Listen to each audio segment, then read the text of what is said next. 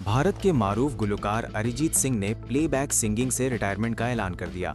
अरिजीत सिंह ने अचानक playback singing से किनारा कशी का ऐलान कर दिया है। उन्होंने ये ऐलान अपने इंस्टाग्राम अकाउंट पर एक जज्बाती पैगाम के जरिए किया, जिसने मदाहों को हैरान कर दिया। अपने पैगाम में अरिजीत सिंह ने लिखा कि हेलो, सबको नया साल मुबारक हो। मैं इन तमाम बरसों में मदाहों की जानिब से मिलने वाली मोहब्बत पर शुक्रगुजार हूँ। अरिजीत ने कहा कि मैं खुशी के साथ ये ऐलान कर रहा हूँ कि अब मैं प्लेबैक गुलकार के तौर पर कोई नया काम नहीं करूँगा। मैं इसे यहीं ख़त्म कर रहा हूँ। ये एक शानदार सफ़र रहा। उनके इस ऐलान पर सोशल मीडिया पर मदाहों की जानिब से शदीद रद्द-ए-अमल सामने आया। एक सारिफ ने तबसरा किया कि कह दो अकाउंट हैक हो गया है, जबकि एक और ने लिखा कि बॉलीवुड मौसीकी अरिजीत के बगैर खाली लगती है। भारतीय मीडिया के मुताबिक अरिजीत सिंह ने अपने इस फैसले की वजूहात या मुस्तकबिल के मंसूबों के बारे में कोई वजाहत नहीं की।